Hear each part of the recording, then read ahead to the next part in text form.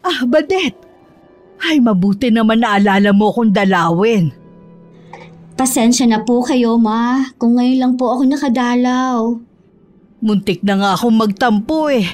Buti dumating ka ngayon.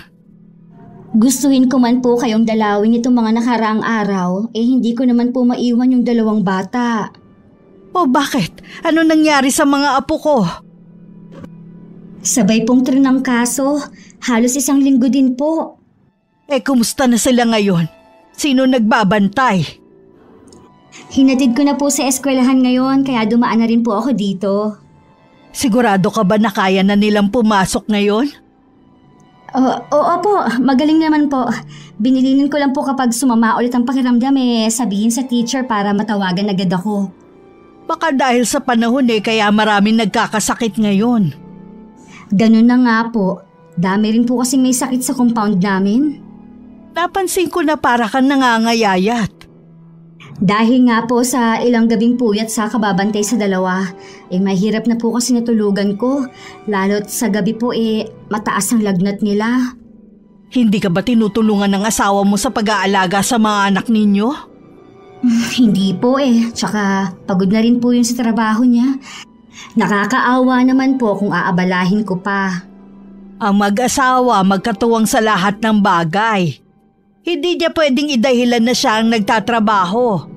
Aba, mahirap din yung mag-alaga ng mga anak at lahat pa ng gawaing bahay sa'yo pa nakatoka.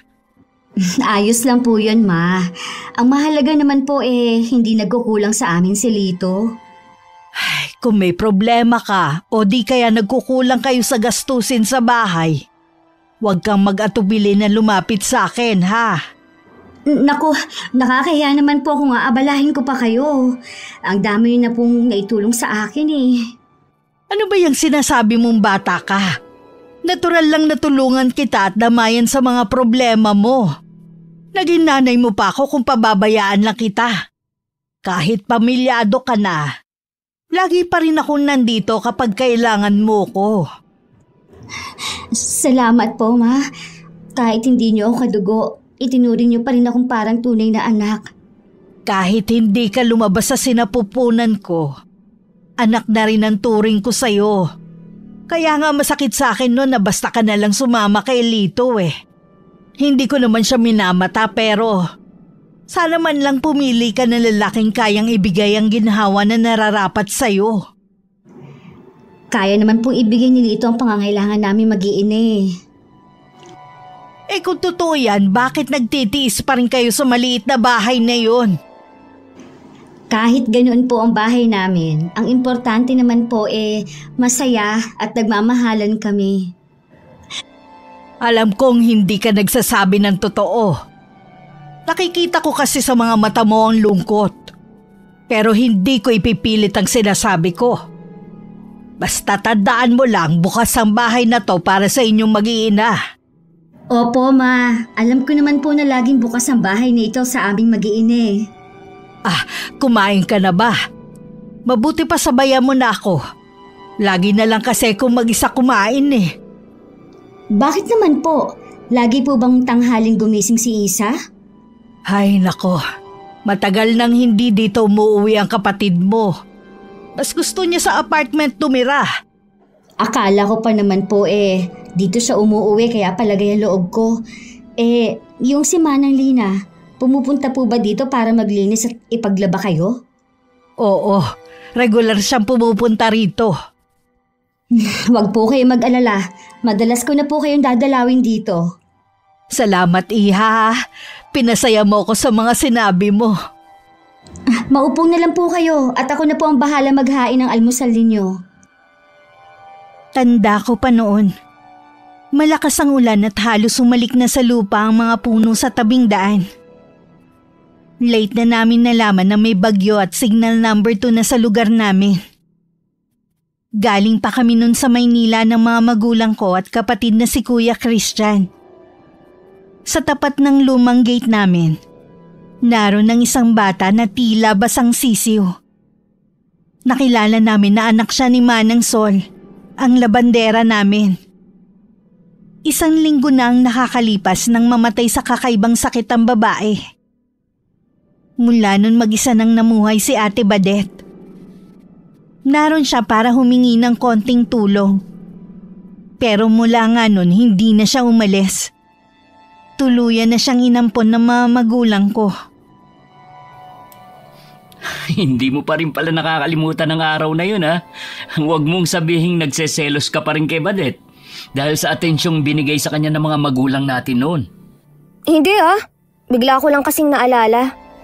Tsaka iniisip ko din kung bakit sa dami ng mga pamilya na pwede niyang lapitan pamilya pa natin.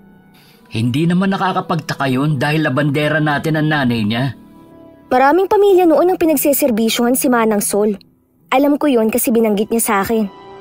Bakit mo nga pala naungkat ang bagay na yan? Naalala ko lang kaya natin napag-usapan. Tsaka mula nung nag-asawa si Ate Badet, wala nang bukang bibig ang mama niya kundi siya. Kung paano mag-alaga sa kanya at mag-asikaso sa bahay. Kaya ka ba naiinis? Wala kasi nung ampunin siya ng mga magulang natin. Ang dami nang nagbago sa bahay na yun. At sa mga buhay natin. Mula noon, lagi na lang siyang pinapaboran ng mga magulang natin. Hanggang sa huling hininga ni Papa, hinahanap siya. Mas anak pa nga siyang ituring Napansin ko nga rin niya noon. Kaya nga kinausap ko ang papa natin. Talaga? Kinausap mo ang papa natin? Oo, kaya nga naisip naming hanapin ang natitirang pamilya ni Badet. Hindi na nga lang natuloy dahil iginupo na ng sakit ang papa natin. Palaisipan din sa akin kung meron pa ba siyang pamilya. Bakit hindi yata niya hinahanap? Diba sabi niya na anak siya ng nanay niya sa pagkadalaga?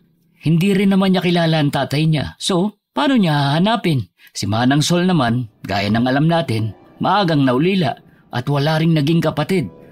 Ano pa ba ang bumabagabag sa'yo? Nag-asawa na nga yung tao at wala na sa bahay. Narinig kong sinabi niya yun kay Mama para matahimik ka na. Ako pa pala ang dinahilan niya Wala naman akong pakialam kung gusto niya sa bahay natin. Ang akin lang, tigilan niya ang panunulsul sa nanay natin. Wala ka namang pruweba na ginagawa niya. Hindi ko kailangan marinig para malaman ko. Dahil sa kanya, lagi tuloy galit sa akin ang mama.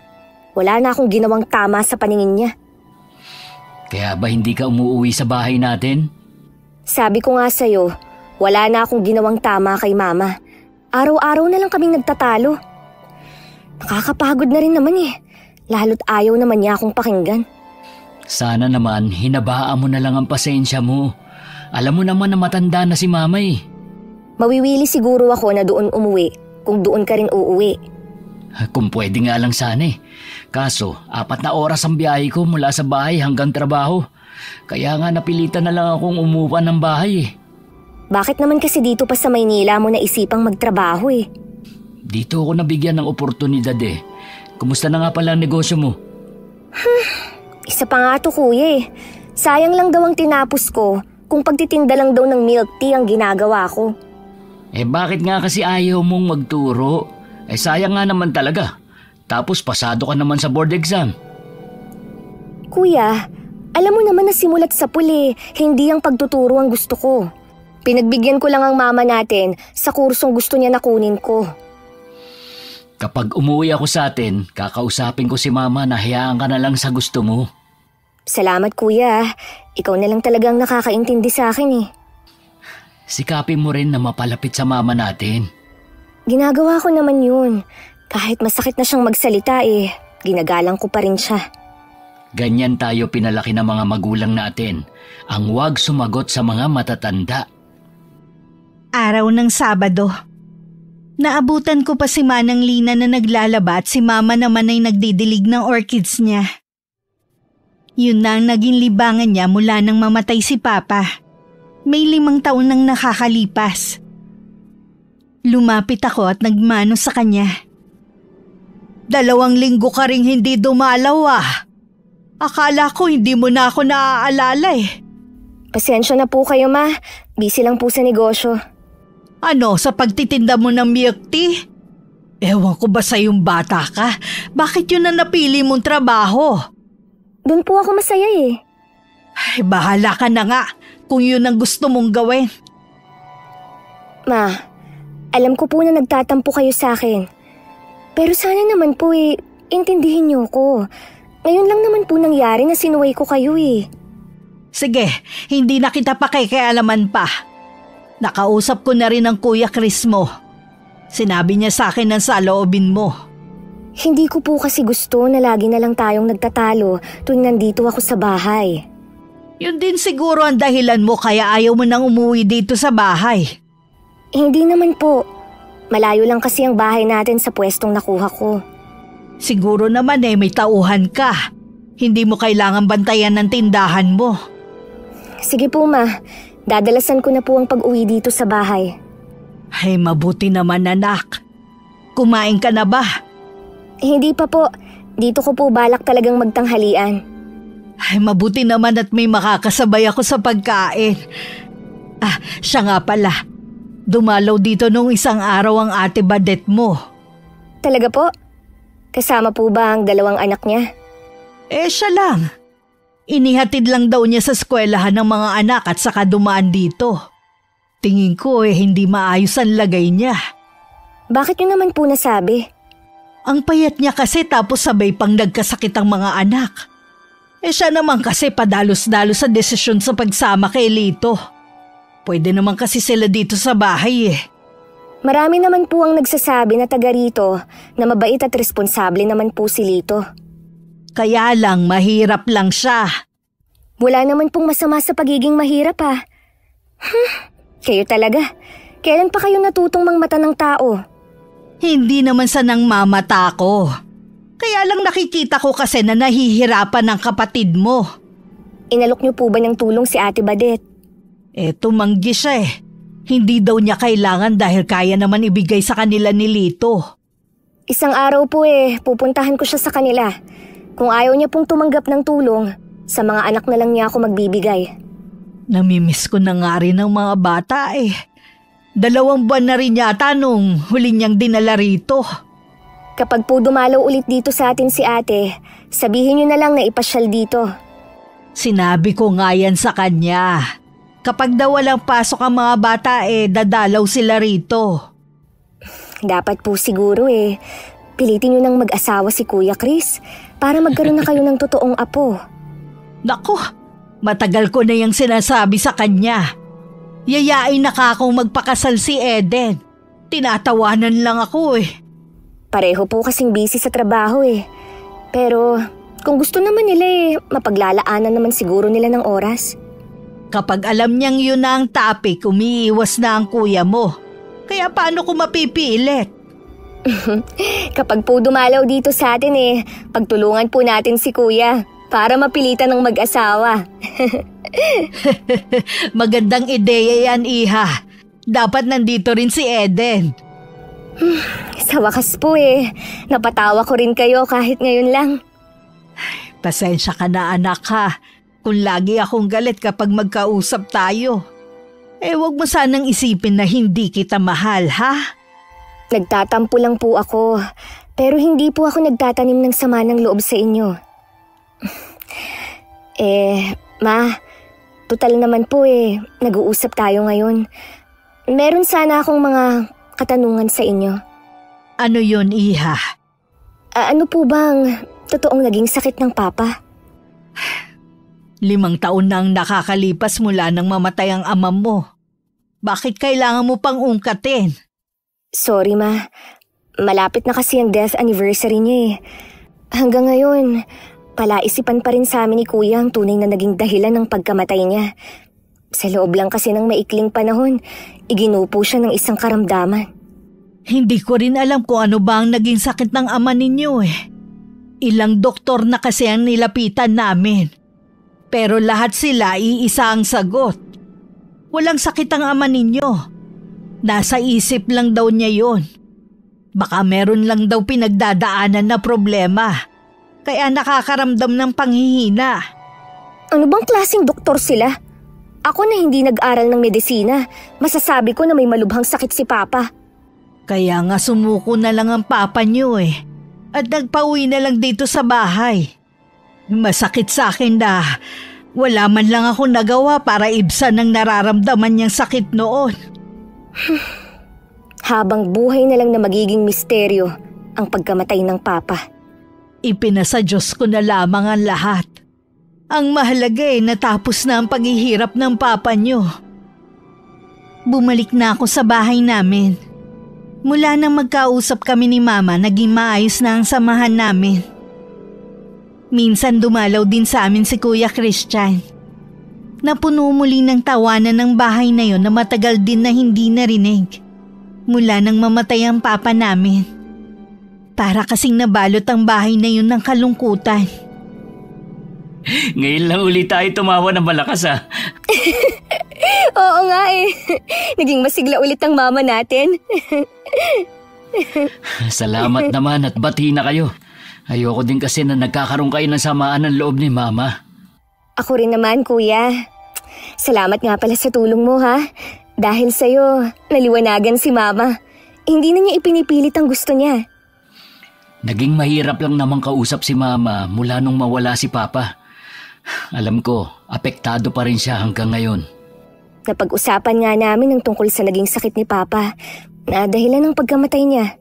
Hindi rin pala niya alam at kahit ng mga doktor. Minsan nga napag-usapan din namin niya ni Eden. Sabi niya, kung hindi daw ba natin sinubukang ipatingin sa albularyo si Papa noon. Ano naman ang magagawa ng isang albularyo? Mga magagaling ng doktor walang nagawa noon. Iyon na nga daw, hindi malaman ng mga doktor ang sakit ni Papa. Malamang daw, kulam ang sanhi na maaga niyang kamatayan. Ha? Kulam? Totoo pa ba yan sa panahon natin?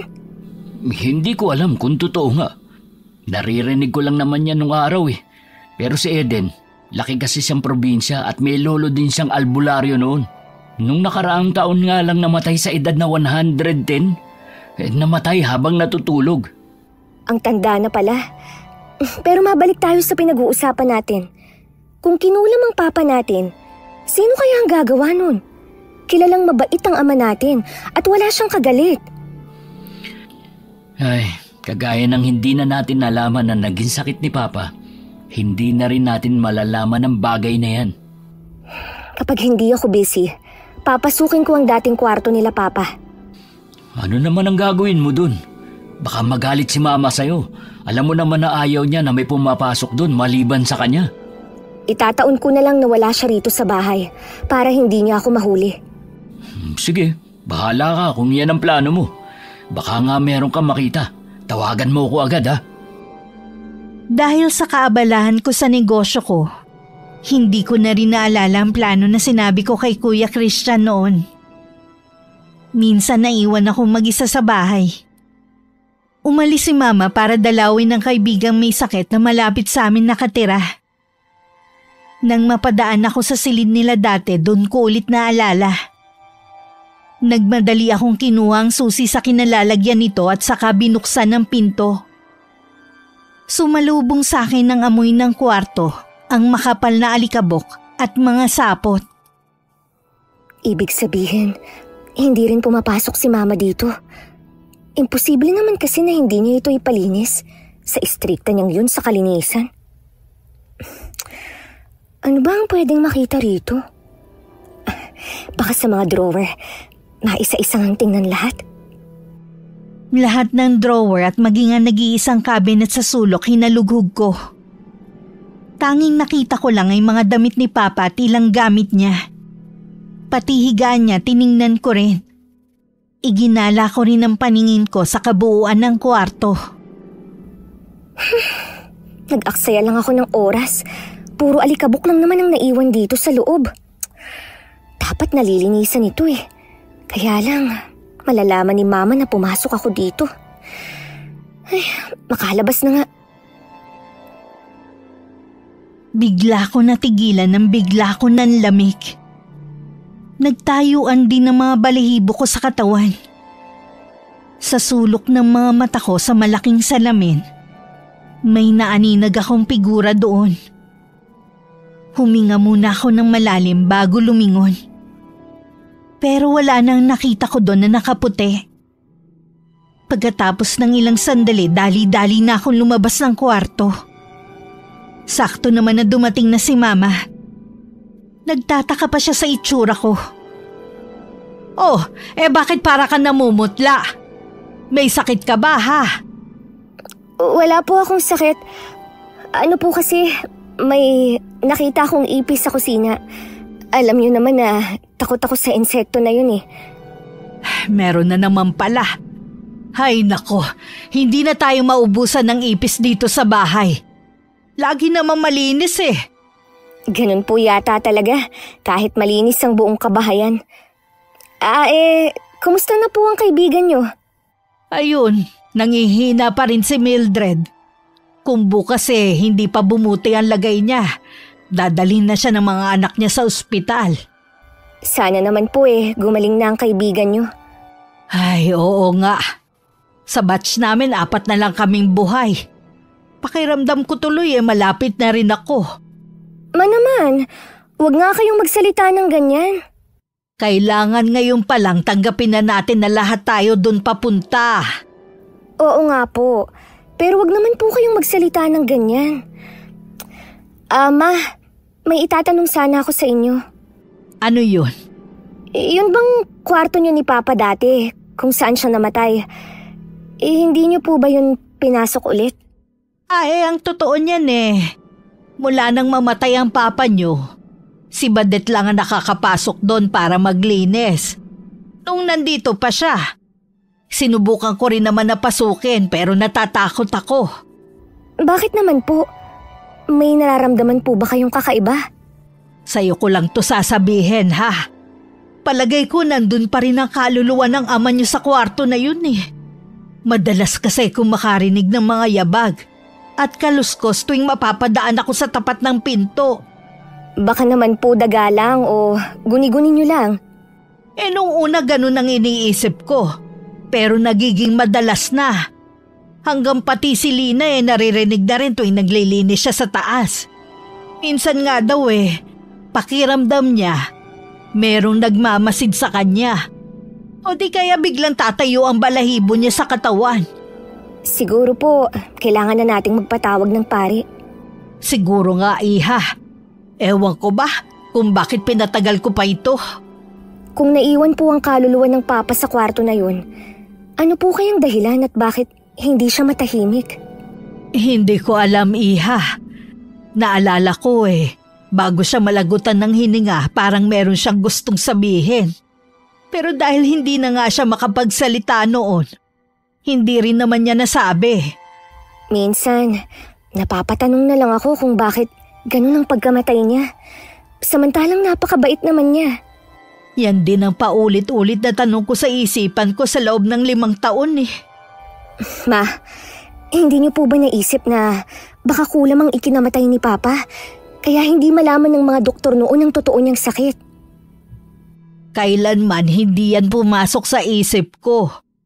Buong paniniwala ko may sakit lang ang papa ninyo. Hindi naman po tayo nakasiguro. Nasabi lang po kasi yun ng nobya ni Kuya Chris. Napag-usapan po kasi nila minsan ang nangyari kay Papa. Nung mga panahon na yun kasi, masyadong magulo ang isip ko. Mabuti na lang naroon si Badet. Siya lahat ang gumagawa dito sa bahay. Pati pag-aasikaso sa papa ninyo. Para kasing wala ako sa sarili ko nun Kahit kayo, hindi ko na rin napapansin. Naiintindihan naman po namin ang nararamdaman nyo noon.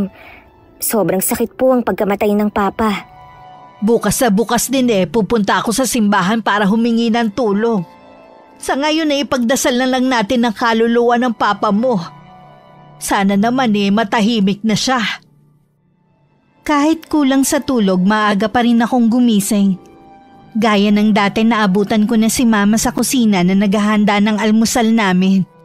Nagtimpla lang muna ako ng kape at naupo sa isang upuan paharap kay Mama. Nakatulog po ba kayo kagabi, Ma? Mula nang mamatay ang papa ninyo, naging mababaw na ang tulog ko. Mukhang hindi ka nakatulog kagabi Nangingitim kasi ang ilalim ng mga mata mo Iniisip ko po kasi ang napag-usapan natin kahapon. Pakiramdam ko po tuloy, magdamag na may nakatingin sa akin. Matatapos din ang problema natin. Kapag nabindisyon na ng pari ang kwarto na yun, hindi na magpaparamdam ang papa mo. Sayang nga Walang paraan para makausap natin si Papa. Baka kasi meron siyang gustong sabihin sa atin na hindi niya nasabi nung nabubuhay siya. Tingin ko nga meron eh. Pero hindi na niya yung mapaparating sa atin. Mas mabuti na manahimik na lang siya. Yun nga po ang makakabuti. Ma, ipapaalam po ba natin kay Kuya ito? May karapatan din naman siyang malaman. Pero kapag umuwi na lang siya dito, tsaka natin sabihin. Sige po, Ma. Oh, kumain na muna tayo. Pagkatapos ng almusal lalakad na ako. Darating naman si Lina kaya meron kang makakasama rito. Nung umalis si Mama, hinatid ko pa siya sa may gate. Hindi rin ako pumasok agad sa loob ng bahay. Minabuti ko na sa labas na lang hintayin si Manang Lina. Habang nakatayo, pakiramdam ko meron nagmamasid sa akin. Paglingon ko sa bintana ng kwarto ni Papa, nakita ko na gumagalaw pa ang kurtina. Para bang merong nakatayo doon kanina at hinawi yun. Imposible naman na hangin dahil sarado ang buong kwarto at hindi nakakapasok ang hangin.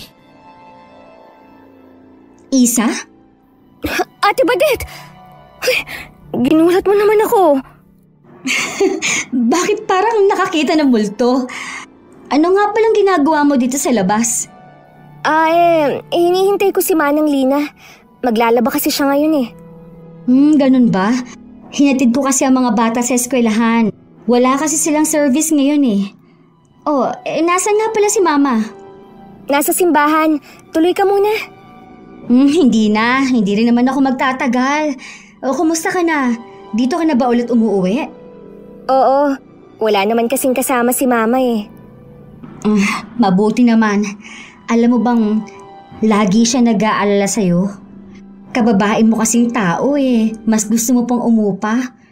Kaya nga umuwi na ako. Kumusta na nga pala ang mga pamangkin ko? Ayos naman sila. Gusto sana nilang pumasyal dito eh. Hindi ko naman masamahan dahil tuwing Sabado at Linggo, tumatanggap ako ng labada.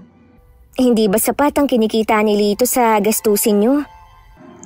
Sa mahal kasi ng bilihin ngayon, hindi talaga kakasya.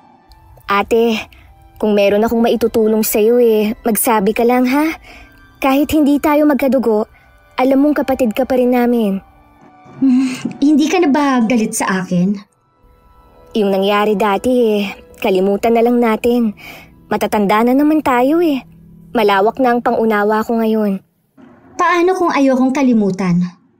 Ha? Biro lang. Masyado ka namang seryoso. Syempre naman, kalimutan na natin ang pagmamaldita mo sa akin noon. Alam ko naman na matindi lang ang selos mo sa akin dahil mas naging malapit sa akin ang mga magulang mo. Bata pa kasi ako noon. Hindi ko pa makontrol ang nararamdaman ko. Naiintindihan naman kita Kaya nga sumama na lang ako kay Lito para hindi ka na magalit. Nagsakripisyo ako para sa'yo. Sana masaya ka ngayon. Ate, hindi ba bukal sa loob mo ang pagsama kay Lito? Gusto mo bang malaman ng totoo? Oo naman. Mahal ko naman siya, pero hindi pa ako nun handang sumama Kaya lang, para sa katahimikan nating lahat, sumama na ako sa kanya. Hayaan mo na makabawi ako sa'yo.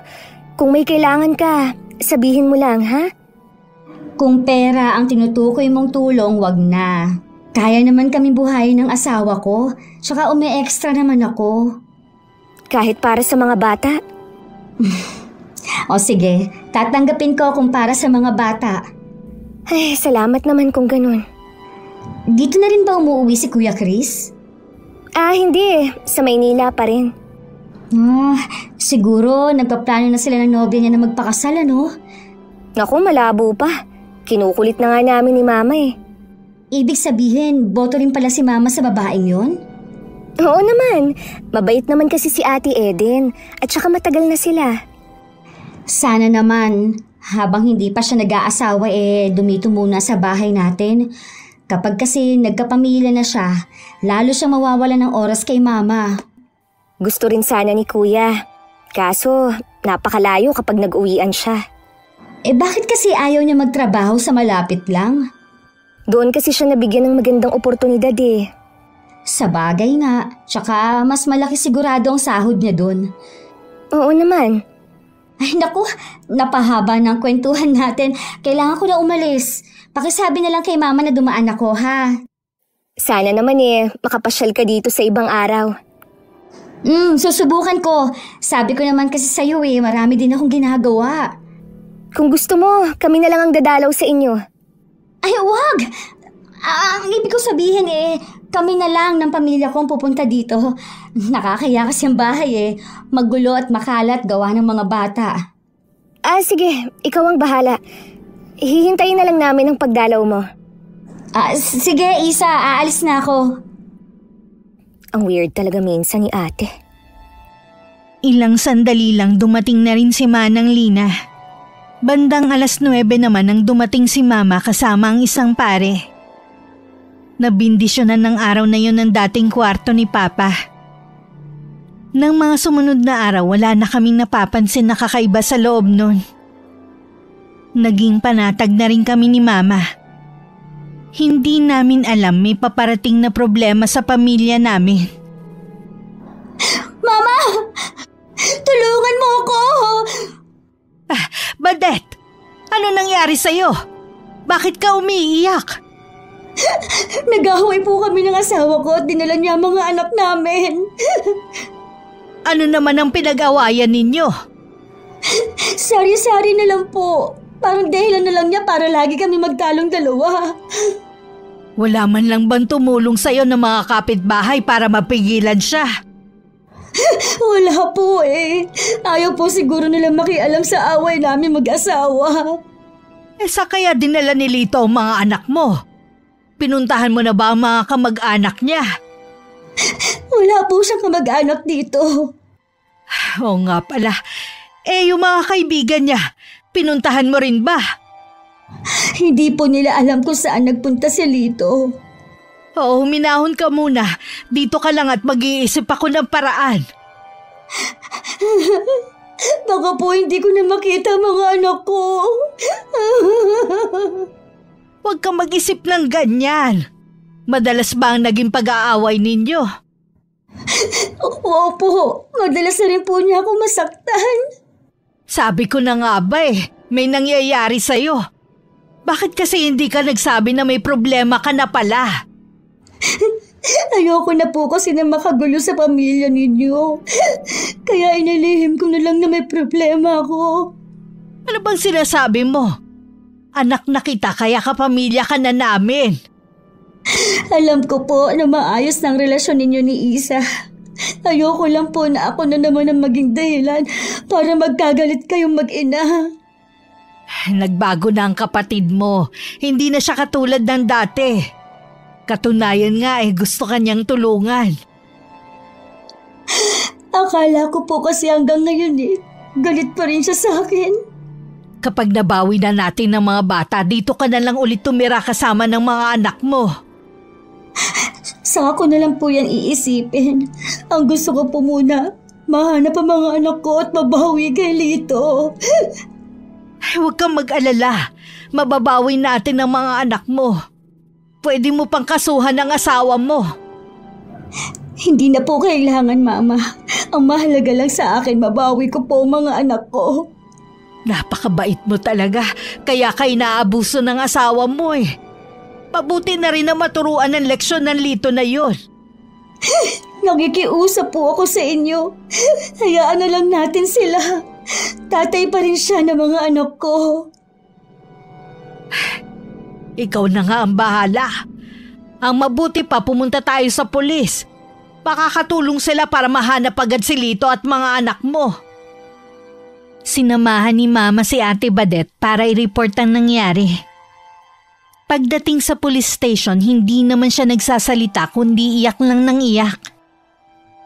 Si Mama na lang ang nakipag-usap sa pulis na nakatalaga at nagbigay ng impormasyon.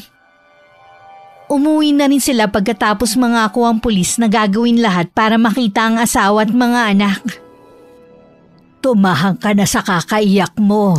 Baka magkasakit ka na niyan. Hindi po talaga ako matatahimik hanggat hindi nakakabalik sa akin ang mga anak ko. Gumagawa na ng paraan ng mga pulis. Huwag ka na masyadong mag-alala pa. Magtatanong-tanong din tayo sa mga taga rito. Baka may alam sila kung saan pwedeng pumunta si Lito. Maraming salamat po, Mama. Kung wala po kayo, hindi ko na alam ang gagawin ko. Pagkakataon ko na rin to para makabawi sa lahat ng pagdamay mo sa akin noon. Mahal ko po kayo ni Papa at itinuring ng mga magulang. Hindi talaga kami nagsisisi na ampunin ka namin noon. Kung nabubuhay lang ang papa mo sigurado na matutuwa din yun dahil napalaki ka namin na mabuting tao. Masama ang pakiramdam ko ng araw na yun kaya umuwi na lang ako ng bahay. Pagdating nadatnan kong nakayakap si Mama kay Ate Badet habang umiiyak. Nandito ka pala, ate. Bakit kayo nag-iiyakan? May nangyari ba? Buti umuwi ka na, Iha. May nangyari kasi sa ate mo. Galing na kami sa police station kanina.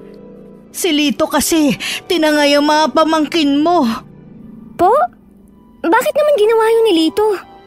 Madalas na pala silang nag-aaway ng kapatid mo Sinasaktan din siya ng hayop na lalaking yun. Tingnan mo ang mga pasa ng kapatid mo. Sabi na nga ba hindi maganda ang lagay niya sa piling ng asawa niya. Akala ko pa naman mabait at responsable yung si Lito. Sa una lang maayos ang pakikisama niya sa akin. Kalaunan, lumabas din ang tunay niyang ugali. Sana, noon ka pa nagtapat sa amin. Di noon ka pa sana namin natulungan. Hindi na sana umabot sa ganito. Ay, wag mo nang sisihin ang ate mo. May dahilan naman siya para hindi sabihin sa atin ang lagay niya. Pasensya na sa mga nasabi ko. Hindi ko rin kasi maiwasan na mag-alala sa mga pamangkin ko Hindi naman siguro sila sasaktan ng tatay nila. Ipagdasal natin na mahanap na sila ng mga pulis. Hindi ko po kakayanin na mawala sila sa buhay ko, Mama. Alam ko na masakit sa'yo na mawalay sa mga anak. Pero kailangan mo maging matatag hanggang makita natin sila. Pipilitin ko po, Ma. Ang mabuti pati, dumito ka na lang muna habang hinahanap ang mga anak mo. May bahay naman po ako. Doon ko na lang po hihintay na mag-aama ko. Huwag sanang matigas ang ulo mo, Iha. Dumito ka na lang. Baka kasi mapabayaan mo pa ang sarili mo sa kakaisip sa mga anak mo. At least dito nandito kaming lahat para damayan ka. Oo nga naman, ate. Makinig ka naman sa amin. Sige, dito na muna ako tutuloy. Salamat naman at nakinig ka rin sa amin.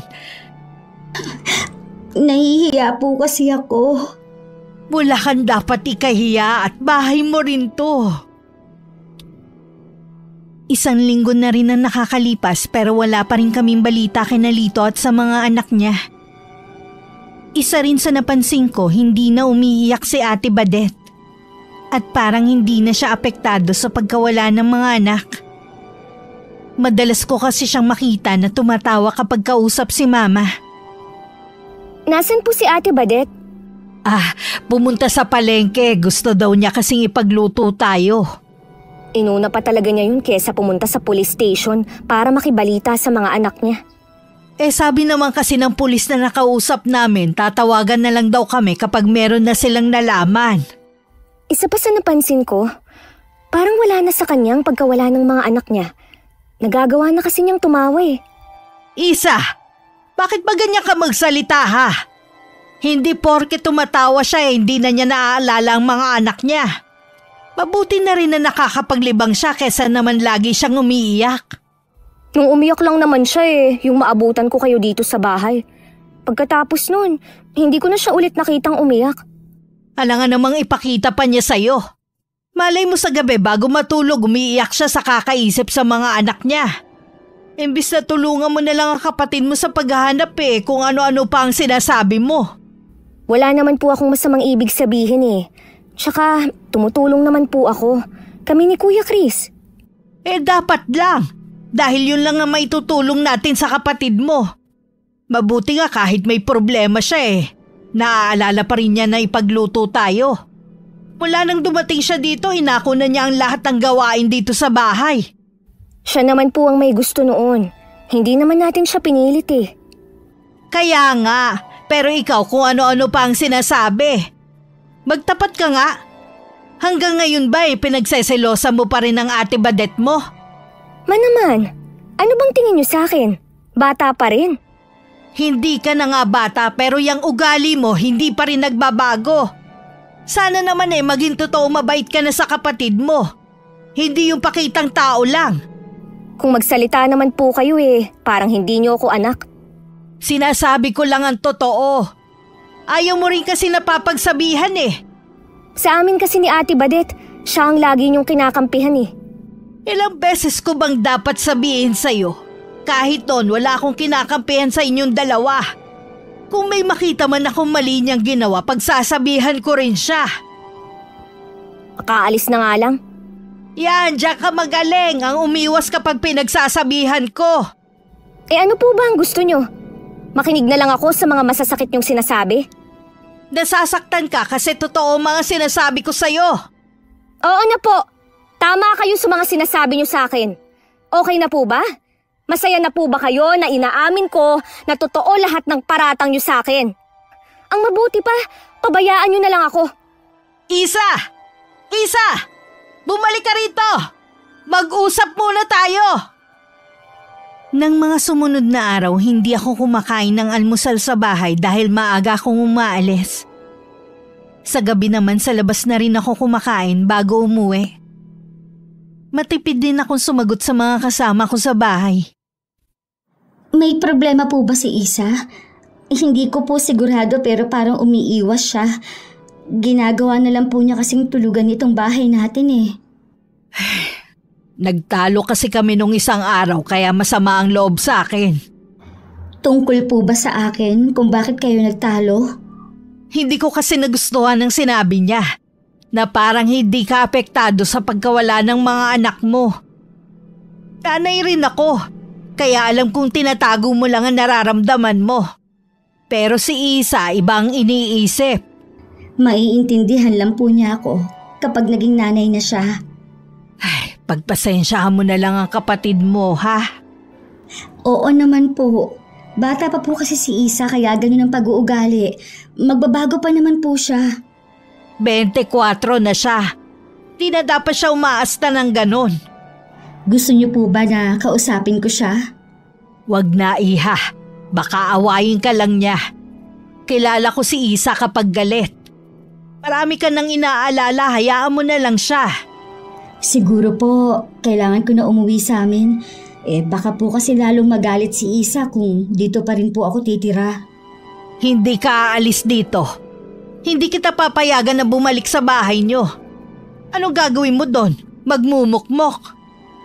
May bahay naman po kasi ako. Sabi ko naman po sa inyo, ayokong makagulo sa relasyon ninyo mag-ina. Wala ka namang ginagawang masama Si Isa ang makitid ang pag-iisip. Kung tutuusin po, mas may karapatan si Isa kaysa sa akin. Ayoko lang po ng balang araw ipamumukha niya po yun sa akin. Hindi niya yung pwedeng gawin. Pareho lang kayo may karapatan sa bahay na to. Ako ang bahala sa'yo. Oras na sabihan ka niya ng hindi magagandang salita ako makakalaban niya. Salamat po ma sa pagtatanggol ninyo sa akin. Wala yun, Iha. Anak na rin kita. Kaya tama lang na ipagtanggol kita. Sumapit ang araw ng death anniversary ni Papa. Plano naming pumunta sa sementeryo para dumalaw. Kaya lang masama ang pakiramdam ni Mama. Kaya nagpaiwan na lang sila ni Ate Badet. Kami na lang ni Kuya Christian ang dumalaw sa puntod ng aming ama. Hindi pa rin ba kayo nag-uusap ni Mama? Sumasagot naman ako kapag meron siyang tinatanong sa akin. Malamig pa rin ang pakikitungo niyo sa isa't isa? Hindi tama na nakikipagmatigasan ka sa nanay natin. Ang sakit niya kasing magsalita Para akong ibang tao lang. Di ba sabi ko sa'yo, Pagpasensyahan mo na lang. Matanda na rin kasi si Mama, kaya madali nang magalit. Naisip ko na bumukod na lang ulit. Tutal, nasa bahay na naman ang ampon niya. Iba pa rin kapag kadugo ang kasama ni Mama sa bahay. Oh, daig pa naman sa isang kadugo ang turing sa kanya ni Ate Badet eh. Tsaka, mas gusto niyang kasama siya kesa sa akin. Kakausapin ko si Mama at paliliwanagan. Wag na, baka sabihin na nagpapakampi ako sa'yo. Natural lang na ikaw ang kampihan ko kaysa sa ampon niya. Baka lalo lang magkagulo.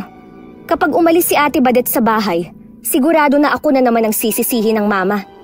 Akala kasi ni Mama, hindi ka pa din nagbago. Iniisip niya na baka nagseselos ka pa rin kay Badet. Ipinaliwanag ko nang wala na yun sa akin. Ang totoo nga niyan, nagmamalasakit ako kay Ate Badet at sa mga anak niya. Gusto ko na rin silang mahanap kaya gumagawa ko ng paraan. Plano ko nga na pumunta sa pulisya. Mamadaliin ko na sila sa paghahanap kay Lito at sa mga bata.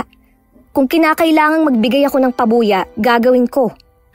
Kung wala lang akong trabaho, sasamahan na kita. Nag-aalala rin ako sa mga bata eh. Hindi nila nakikita yon, lalo na si Mama. Balang araw, malalaman din yun ng Mama. Huwag na sanang sasamahan loob mo. Nagtatampo lang ako, pero hindi masama ang loob ko. Kung desidido ka nang bumukod ng tirahan, magpaalam ka ng maayos kay Mama para hindi siya magtampo. Oo naman, hindi naman ako basta aalis na lang ng bahay. Pag-uwi sa bahay, nag-impake na ako ng mga gamit. Ihahatid daw ako ni Kuya Christian para hindi na ako uupa ng sasakyan. Paglabas ko ng kwarto, naabutan ko sina Mama at Ate Badet. Agad ko rin sinabi ang plano ko.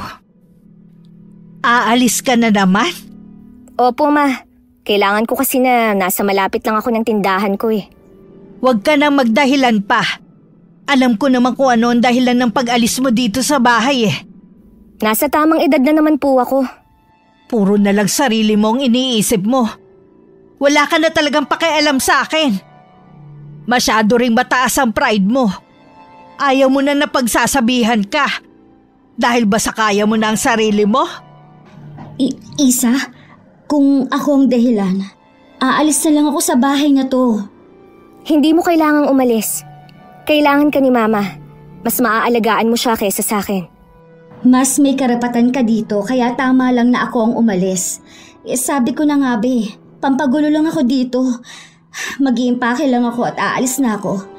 Hindi ka aalis. Hayaan mo na lang si Isa ang umalis. Kaya naman niya ang sarili niya eh. Samantalang ikaw walang mapupuntahan. Kaya lang po, Narinig Mama. mo naman si Mama. Nakapagdesisyon na siya, kaya sumunod ka na lang. Sana naman wag ka magalit sa akin, Isa. Huwag kang mag-alala. Hindi ako galit sa'yo. O paano? Aalis na ako, ha? Ma, ingatan niyo po ang sarili niyo. Ate, ikaw na ang bahala kay Mama. Oo naman. Aalagaan ko ang mama natin. Lagi ka sanang dadalaw dito, ha? Niyakap ko pa si Mama na tahimik lang bago ako lumabas ng bahay. Pagkalabas ko, sinalubong naman ako ni Kuya at kinuha sa akin ang mga gamit ko. Lumingon pa ako sa bahay bago ako sumakay sa kotse. Iniwan na ako ng anak ko. Lahat na lang sila ayaw akong makasama sa bahay na to. Nandito pa naman po ako. Hindi ko po kayo iiwan, Mama. Mabuti ka pa eh. Kung sino pa ang hindi ko kadugo, siya pa ang tunay na nagmamalasakit sa akin. Gusto ko rin po kasi na ibalik lahat ng mga nagawa ninyong kabutihan sa akin. Mabuti ka pa. Marunong tumanaw ng utang na loob. Hindi katulad ng dalawang yon. Kung dumating man po ang panahon na iiwan nila kayo, pangako po na parati akong nasa tabi ninyo. Tingin ko rin po kasi kapag nagkasakit kayo, hindi rin nila kayo aalagaan. Naisip ko na rin yan. Kaya gusto ko sana na mamatay na hindi na kailangan magpaalaga pa sa kanila. Ako po, kahit nakaratay na kayo sa higaan aalagaan ko po kayo. Maraming salamat sa iyo, Badet. Nawala ang agam-agam sa puso ko na tatanda akong mag-isa.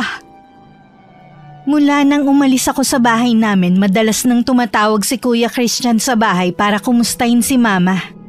Ang lagi niya nakakausap si Ate Badet. Madalas niyang sabihin na natutulog o wala ang mama namin. Nagdududa na ang kapatid ko ng mga oras na yun sa laging sagot ni ate. Kaya nagpa siya siyang bumisita na hindi nagpapasabi. "Oh iho, ginulat mo naman ako sa pagdating mo. Hindi pa naman ito ang araw ng pag-uwi mo ah." Hindi ko kasi kayo nakakausap kapag tumatawag ako. Kaya minabuti ko na lang na dalawin kayo. Ah, ganun ba? Hindi ko kasi alam na tumatawag ka eh. Hindi pala sinasabi sa inyo ng ampon nyo. Lagi niyang dahilan tulog kayo. O di kaya wala kayo dito sa bahay. Pagpasensyahan mo na si Badet. Baka nakalimutan lang niya na sabihin sa akin. Tuliro pa kasi ang utak niya dahil sa mga anak niya. Wala pa rin po bang balita sa asawa at mga anak niya? Tagal na nun ah. Oo nga eh. Nawawalan na nga ng pag-asa si Badet na makikita pa sila. Pinalalakas ko lang ang loob niya. Nabanggit po ni Isa na pupunta siya sa pulisya at kukulitin ng mga pulis. Nag-aalala na rin kasi siya. Maiba ko. Kumusta na pala si Isa? Ayos naman po siya. Ma, sana naman po wag niyong baliwalain ang mga tunay niyong anak. Wag niyo sanang iparamdam na lagi ang ampon mo ang mas matimbang sa inyo. Tigilan mo nga ang kakasabi ng ampon. Anak ko rin si Badet. Lahat din kayo matimbang sa akin. Totoo naman po na ampon lang si Badet. Tingin ko nga po pinapaikot niya lang kayo Ma, magising nga kayo sa katotohanan. Hindi niyo kadugo ang babaeng yun. Hindi ka ba talaga titigil ha? Ayoko lang po kasi na mahulog ng hustong loob niyo sa kanya. Baka dumating ang panahon na siya na lang ang ituring niyong anak. Ganun na nga ang mangyayari. Total naman wala na kayong pakialam sa akin May dahilan naman po pala si Isa para magtampo sa inyo Ma, kahit inampunan niyo si Badet, hindi niyo pa rin siya lubusang kilala. Hindi ko alam kung nabanggit sa inyo ng papa ito. Pero bago siya magkasakit, inaalam na niya kung may kamag-anak pa si Badet. Meron pa siyang sinabi sa akin noon na hindi ko makakalimutan. Nagsisisi daw siya na kinupkup pa niya ang babaeng yun. Sana naman po mag-ingat kayo sa pagtitiwala sa kanya. Baka kasi may nakita sa kanya si Papa na hindi ka nais-nais. Kahit ano pang sabihin niyo, napamahal na sa akin si Badet. Basta po ma, mag-iingat pa rin kayo. Maging mapanuri naman kayo sa mga kilos niya. Sige, gagawin ko yung sinasabi mo. Pero natitiyak ko na mali kayo nang iniisip niyo sa kanya. Mabuting tao ang kapatid ninyo. Baka nagkamali ka lang sa pagkakaintindi sa sinabi ng papa mo noon. Siya nga po pala. Dito muna ako. Bukas na lang ako luluwas sa Maynila. Nung dumating si Kuya sa bahay, wala nun si Ate Badet. Kaya laking gulat nito na madatnan dun ng kapatid ko. Halata ang kanyang pagkabalisa nang marinig na dun matutulog si Kuya Christian. Sabi ni Mama, wala ka pa rin daw balita sa mga anak mo? Oo. Nawawala na nga ako ng pag-asa Ipinagdarasal ko na lang na sana nasa maayos silang kalagayan. Hindi naman siguro sila pababayaan ni Lito. Oo nga. Maasikaso naman at mabait siya sa mga bata. Mas malapit nga sa kanya ang mga anak ko Yun nga ang pagkakaalam namin na mabait si Lito. Ano ba naging alitan niyo para humantong sa ganito? Hindi ko rin alam kung bakit siya nagbago. Nasisiguro ko na may dahilan siya. Hindi pwedeng basta na lang siya magbabago. Meron kang hindi sinasabi sa amin. Kung ayaw mo maniwala, huwag mo na lang akong tanungin. Akala mo yata ganun kadali ang pinagdadaanan ko. Alam ko naman na hindi madali. Kaya nga tumutulong na kami ni Isa para matuntun natin ang kinaroroonan ng mag-aama. Ipaubaya na lang natin sa mga pulis ang paghahanap. Marami din kasing ginagawa ang mga pulis. Kaya natatabunan ng reklamo mo. Hayaan mo na kaming tumulong. Labis na rin ako nag-aalala sa mga apo ko Kaya kung marami ang naghahanap, mas mabilis nating matutunton ang mag-aama mo. Ayoko lang po kasi makaabala sa kahit na sino. Naging malapit na rin naman sa amin ang mga anak mo, lalo na kay Isa. Nakita mo naman, halos lahat ng gusto ng mga anak mo binibili ng kapatid ko. Totoo ba yan? Opo, ma. Hindi lang kasi makwento si Isa pero alam ni Badet kung paano tratuhin ang mga anak niya. Kaya lang nung lumipat sila ng bahay, hindi na pumayag na bisitahin ni Badet ang mga bata. Wala ka na ikukwento sa akin na ganyan, Badet. Pasensya na po, ma. Nakalimutan ko lang po sabihin. Hindi mo rin siguro binanggit kay mama na malaki ang perang binigay sa'yo ni Isa noon para ulit sa mga anak mo. Halos masaid ang ipon ng kapatid ko. Kaharap si Lito noon. Sinabi ng kapatid ko na ayaw niyang maghirap ang 2 bata. Kaya naglaan siya ng malaking halaga sa pangalan nila. Badet, bakit hindi mo sinasabi ang mga kabutihan na ginagawa ng anak ko sa'yo? Akala ko po kasi alam ninyo ang mga ginawa ni Isa. Hindi ugali ng kapatid ko na ipangalanda ka ng mga mabubuti niyang ginagawa sa ibang tao. Sinabihan din niya ako na manahimik. Pero hindi ko kasi matiis na hindi maganda ang tingin niyo sa kanya. At ikaw, Badet, inaasahan ko na ipagtatanggol mo siya. Pero naghihintay lang pala ako sa wala. Hindi ko naman hiningi yun sa kanya eh. Kusa naman niya yun binigay. Bakit kailangan mo isumbat? Hindi yun panunumbat. Gusto ko lang linisin ang pangalan ni Isa. Ang sama na kasi ng tingin ni Mama sa kapatid ko. Habang ikaw, lagi niyang pinupuri. Sa tingin ko, kailangan ko na umalis sa bahay na ito. Wala namang nagpapaalis sa'yo dito eh. Kaya gusto kong maliwanagan lahat para maayos na ang pamilyang ito. Kaya ayokong bumalik dito eh. Alam ko, makakagulo lang ako sa bahay na ito. Badet, saan ka pupunta? Bumalik ka! Hayaan niyo na lang po siya. Iho, totoo ba lahat ng mga sinabi mo? Oo naman po. Mabait po si Isa. Mukha lang siyang masungit pero mabait po ang kalooban niya. Aminado kong nagagalit ako sa kanya dahil na rin sa mga sumbong ni Badet. Hindi ko na tuloy alam kung paniniwalaan ko pa siya. Kung magdidesisyon siya na umalis sa bahay na to, hayaan niyo na lang po siya. Ganun na nga siguro. Palagay ko nga hindi ko siya lubusang kilala. Kinabukasan bago ako pumunta sa pwesto ko, inuna ko muna ang pagpunta ko sa police station para makibalita. Hindi na rin kasi ako makatulog. Ilang gabi ng laman ng panaginip ko ang mga pamangkin ko. Tinatawag nila ako habang umiiyak. Ganun na lang ang gulat ko sa sinabi ng pulis na nakausap ko. Tinawagan ko agad si Kuya. Mabuti na lang hindi pa siya nakakaluwas. Dito mo pa talaga gusto makipagkita ha? Mapapagastos ka tuloy. Sana dumiretso ka na lang sa bahay. Walang kaso sa akin kung gumastos man ako. Umorder ka lang ng gusto mo. Masyado ka naman yatang seryoso. May problema ba? Kagagaling ko lang sa police station kanina. Ayoko kasi na marinig ni ate ang pag-uusapan natin. May balita na ba tungkol kay Lito at sa mga bata? Ilang araw pa lang daw noon nang ipinatigil na ni Ate Badet ang mga pulis sa paghahanap dahil bumalik na raw sa bahay ang mag-aama. Away mag-asawa lang daw ang nangyari sa kanila. Ano kayang gustong palabasin ng babaeng yun? Hindi ko alam, Kuya. Pero masama ang kutob ko. Baka may masama nang nangyari sa mga pamangkin natin. Ilang gabi ko na silang laging napapanaginipan. Alam ko, humihingi sila sa akin ng tulong. Sige, hindi na muna ako luluwas ng Maynila. Hindi rin kasi ako matatahimik eh. Puntahan kaya natin ang bahay nila. Hindi ko alam kung saan sila lumipat. Pero alam ko, malapit lang sa tinirhan nila dati. Ipagtanong na lang natin sa mga taga ron. Natuntun naman namin ang bahay ni na Ate Badet. Sa loob na yun ng gubat at yun lang ang tanging nakatirik na bahay sa lugar. Parang matagal nang walang nakatira doon. Dahil napapalibutan na ng mga matataas na damo. Pagpasok namin sa bahay, sira-sira na yun. At nagkalat ang mga gamit sa loob. Hindi ako makapaniwalang patitirahin ni Lito ang kanyang mag-iina sa ganitong klaseng lugar. Mas maayos pa ang dati nilang tirahan eh.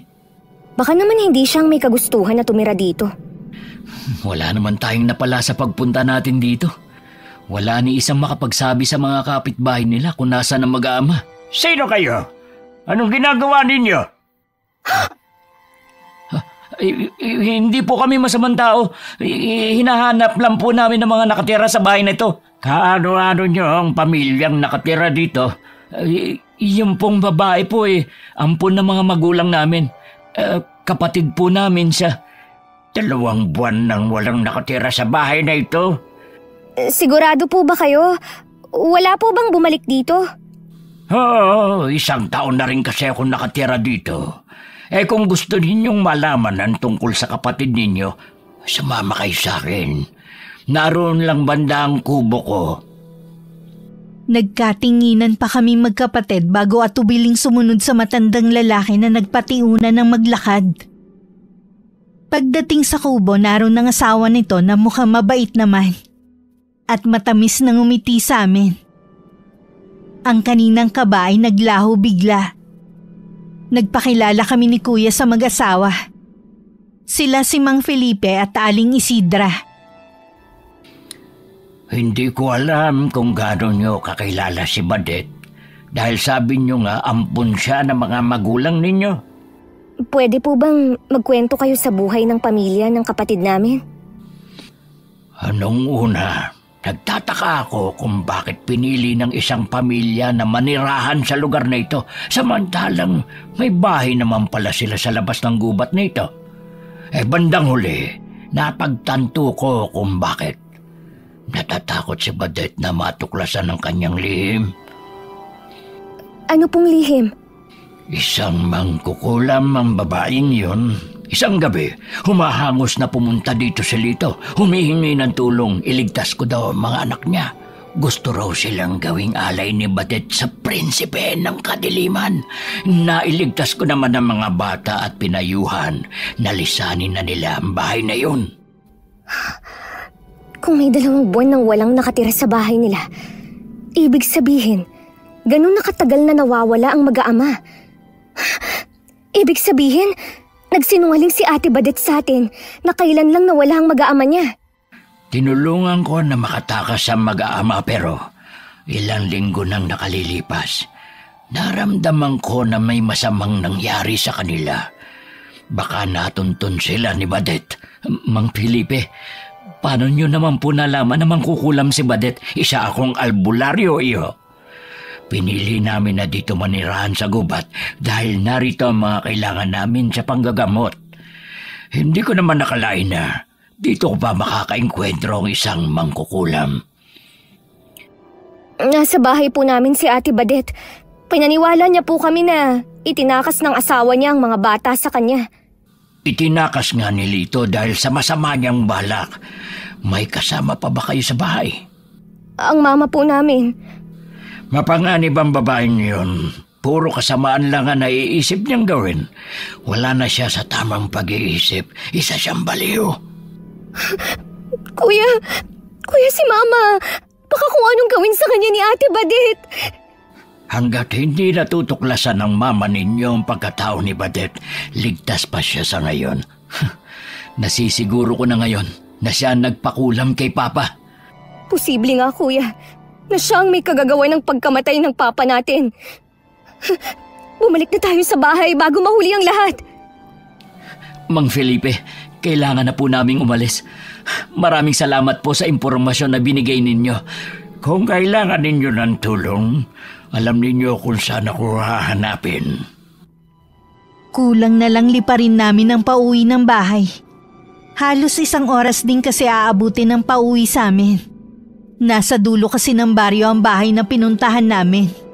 Samantala ng mga oras na yun, nadatnan ni Mama sa loob ng dati nilang kwarto si Ate Badet. Anong ginagawa mo rito? Ma! Kayo po pala! Tinatanong kita kung anong ginagawa mo sa kwarto na to. Mahigpit kong ipinagbabawal ang pagpasok rito. Kahit ang magkapatid hindi sinusuway ang utos ko. Kaya lang po ako pumasok dito dahil namimiss ko na po si Papa. Ang mabuti pa lumabas ka na rito. Ayoko makikita ka ulit na nandito sa loob ng kwarto na to. Ma, galit po ba kayo dahil sa mga sinabi ni Kuya Christian? Hindi lang kasi kung makapaniwalang mas kinampihan kita kaysa sa sarili kong anak. Dapat lang naman po na ako ang kampihan nyo dahil mas marami akong hirap sa inyo. Akong lagi nag-aasikaso sa inyo ng papa nung nabubuhay pa siya. Akala ko ba kaya mo ginagawa yun para makabayad ng utang na loob sa amin. Tapos ngayon yan ang sasabihin mo? Gusto ko lang naman po na mahalin ninyo ako na parang tunay na anak. Mas higit pa kay Isa. Dapat nasa akin lang ang atensyon ninyo. Dapat kung anong meron siya, tinatamasa ko rin. Akala ko pa naman si Isa ang naiinggit. Yung pala ikaw ang puno ng inggit sa kanya. Noon pang buhay si nanay, pangarap ko nang mapabilang sa pamilya na to. Gusto kong maging si Isa. Mabuti na lang, namatay si nanay kaya nagkaroon ako ng pagkakataon na ampunin ninyo kahit malaki na ako. Alam niyo ba, Mama? Si Isa ang totoong mahal ni Lito. Balak nga niya maging seaman para maging karapat-dapat sa anak ninyo. Pero hinadlangan ko yon. Hindi ako papayag na lahat na lang ng gusto ko mapupunta kay Isa.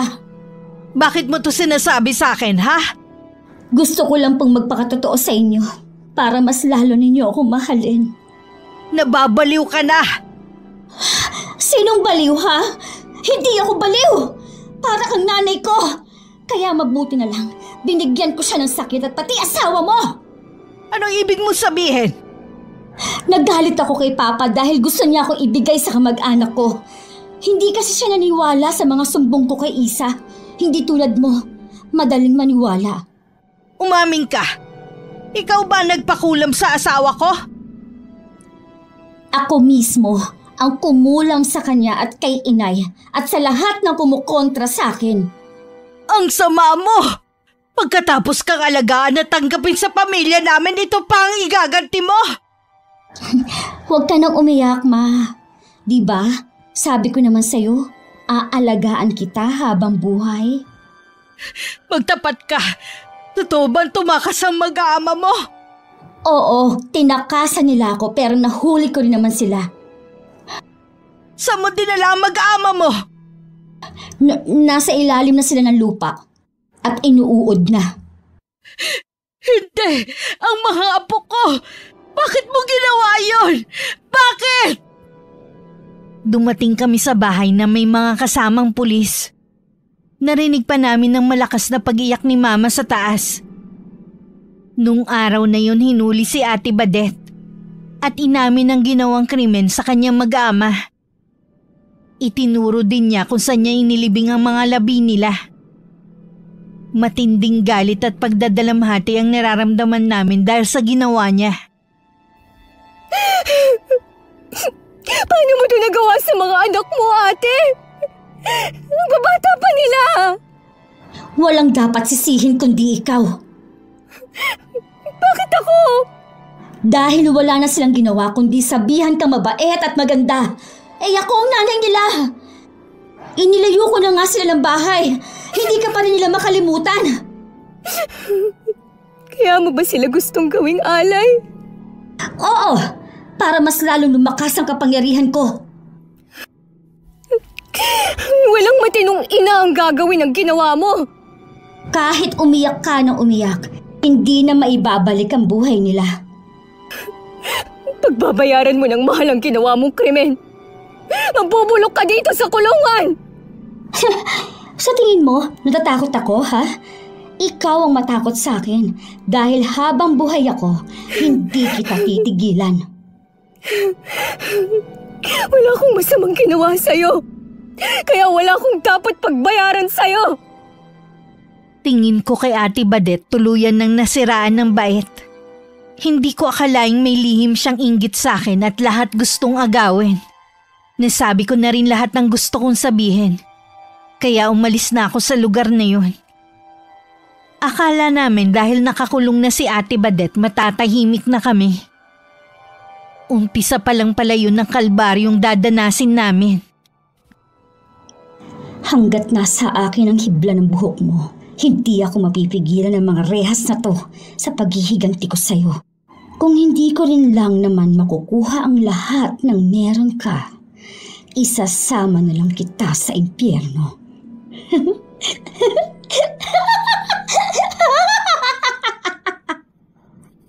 Bumalik na ulit ako sa bahay namin.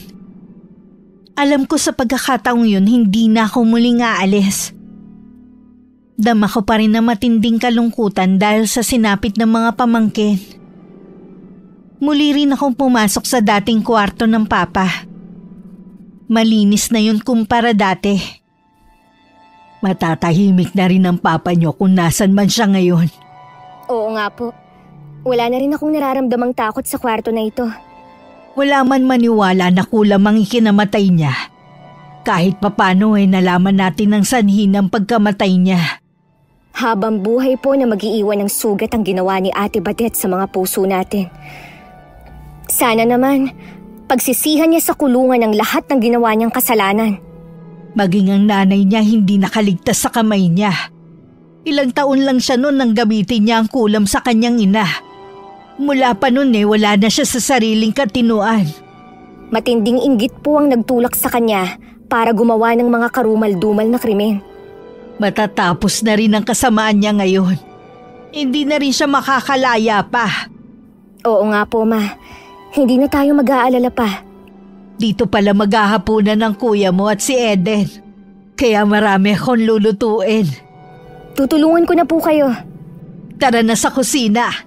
Mula ngayon hindi na natin nilalak ang kwarto na to.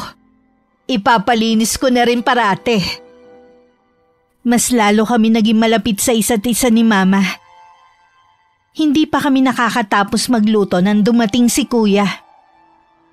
Nagtaka pa kami kung bakit mag-isa lang siyang dumating at seryoso pa ang mukha niya. Nawala pareho ang ngiti namin ni Mama. Kinabahan din ako bigla sa kung anong sasabihin niya. Sabihin mo na nga kung anong problema. Huwag mo nang patagalin. Nakatakas si Badet sa kulungan. Hindi rin maipaliwanag ng bantay kung paano nangyari yun. Sigurado na babalikan niya tayo. Alam ko na maghihiganti siya sa atin. Kailangan natin mag-ingat. Yun din kasi naiisip ko. Wala na siya sa tamang katinuan. Ang gusto lang niya, maghiganti. Akala ko pa naman matatahimik na tayo. Hindi pa pala.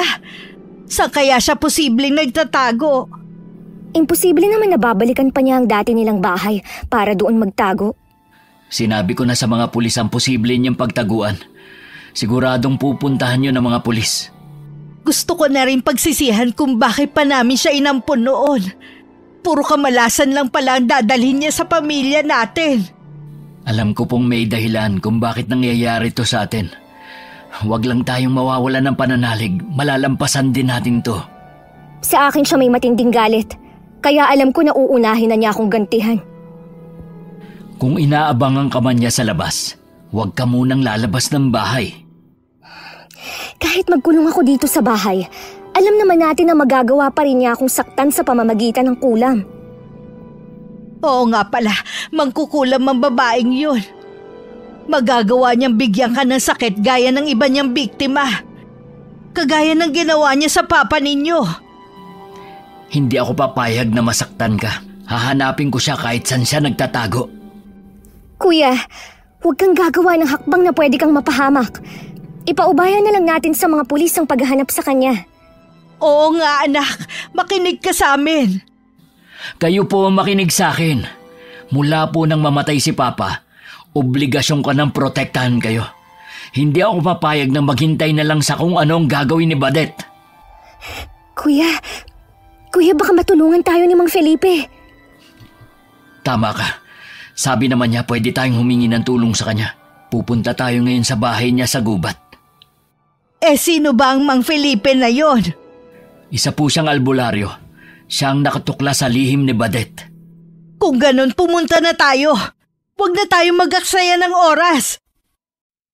Nang lumabas kami ng bahay, ramdam kong may mga matang nakasunod sa amin. Alam ko na si Ate Badet yun. Hindi ko na lang sinabi sa mga kasama ko para hindi na sila mag-alala pa. Pagdating sa bahay ni Mang Felipe, tila ba alam na nila ang pagdating namin. Sa kabila na naroon na kami, dama ko pa rin ang tila may mga matang nakatingin sa akin. Alam ko na nararamdaman mo rin ang presensya niya. Huwag kang matakot. Hindi siya makakalapit sa bahay na ito. Maraming nakapaligid na pangontra dito. Hindi ko akalain na ang itinuring naming kapatid ang mananakit sa pamilya ko.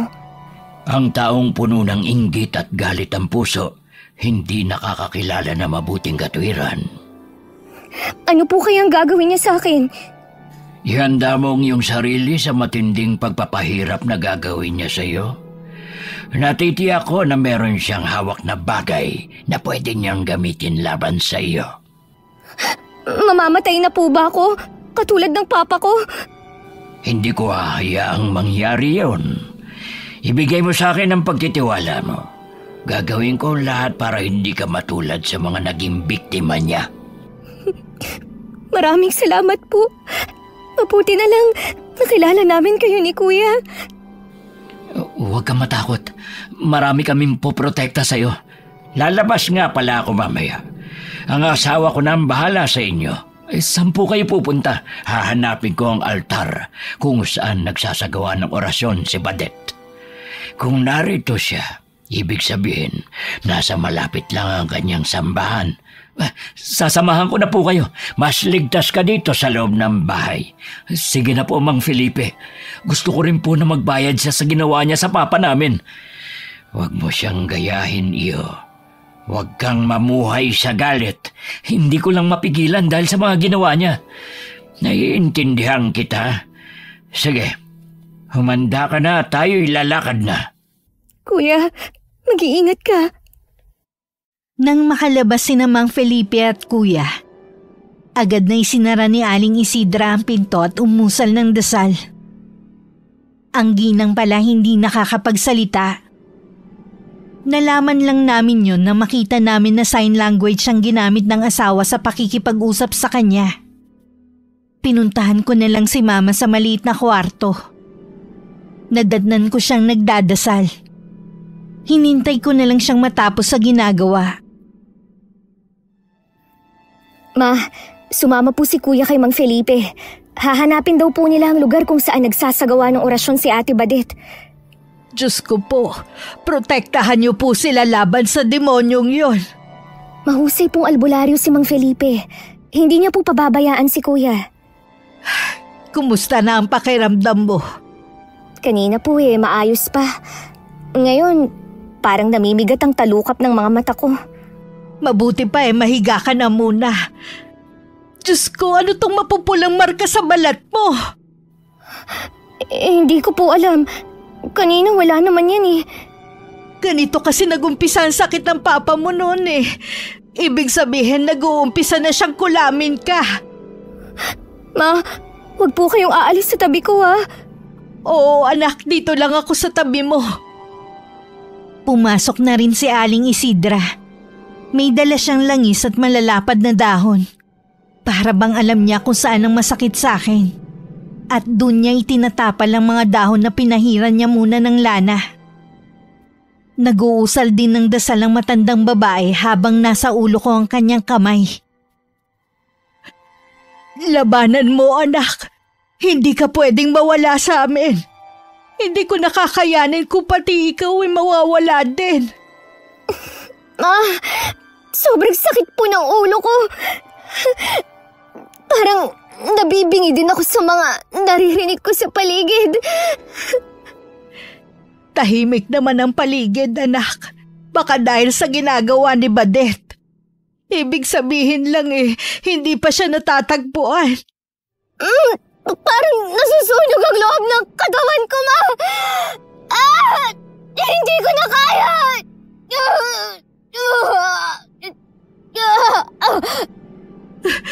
Aling Isidra, ang anak ko! Bakit siya nangigisay? Isa! Anak, pakatatag ka! Nang mga oras na yon para akong nakalutang. Nakikita ko ang katawan ko na walang tigil sa pangingisay. Isang patpat ang hawak ni Aling Isidra at saka yun mahinang hinahampas sa akin. Pero lumalatay lang ang bawat hagupit nun sa katawan ko. Si Mama naman walang tigil sa pag-iyak habang hawak ang kamay ko.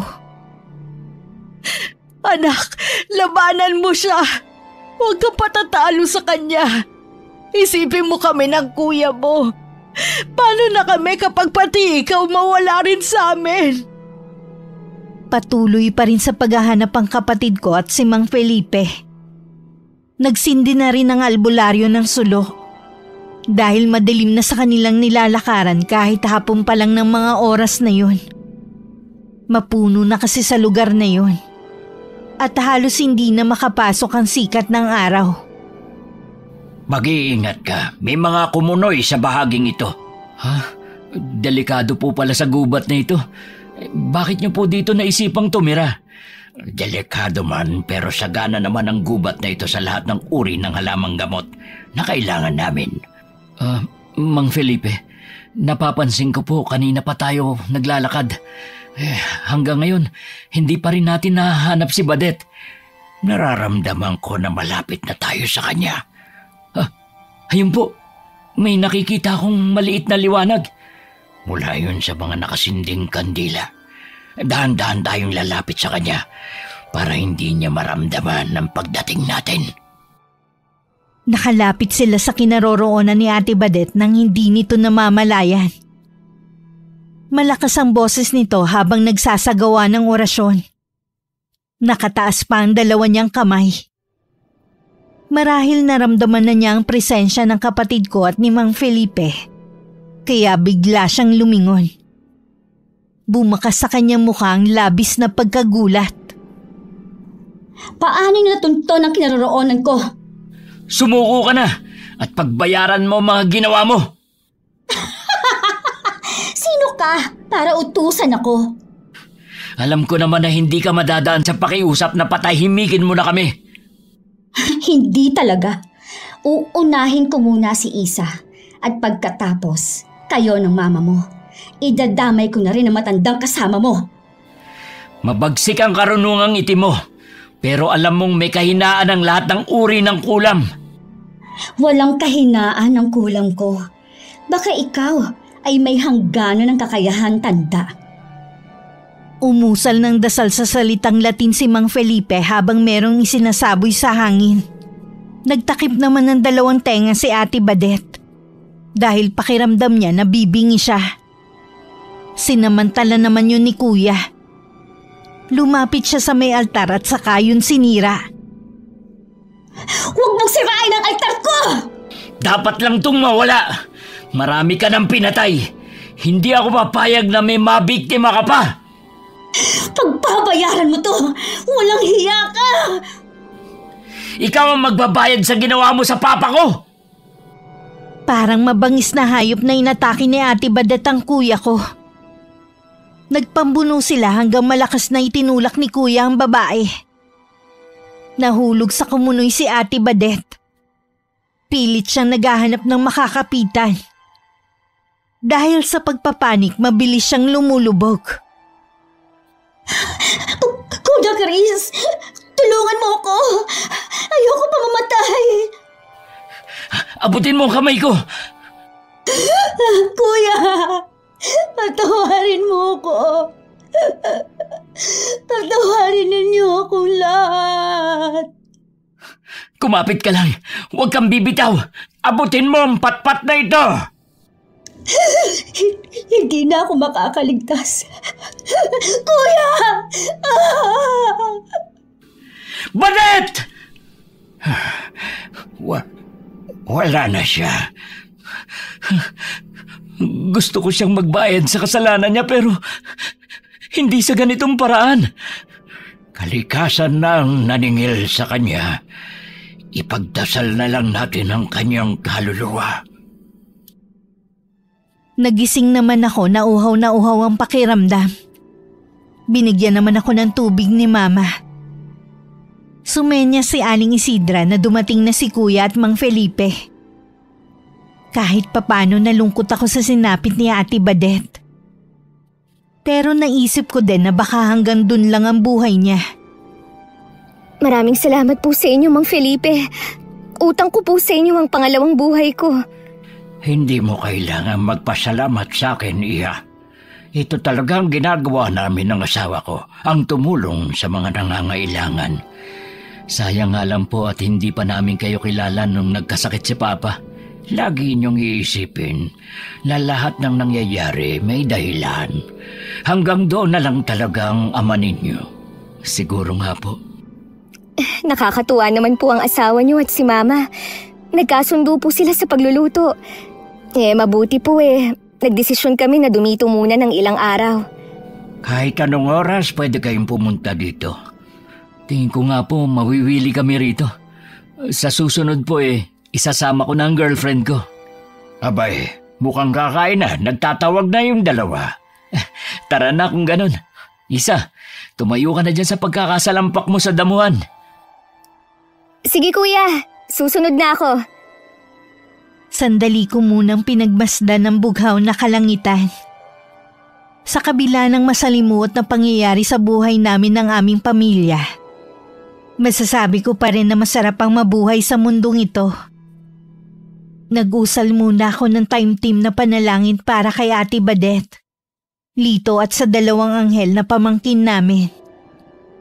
Pagkatapos sumalo na ako sa masaganang tanghalian na inihanda ni Mama at ni Aling Isidra. Wakas. Okay, shoutout po tayo. Sana nagustuhan niyo po ang story natin ngayon. Hi kay Adrian Dungo from Malis Giginto, Bulacan, Sitio 13. Hi kay Limay, ingat ka lagi sa biyahe. Hi kay Vanessa Gratil. Shoutout sa Vista family from Panabo City, Davao del Norte.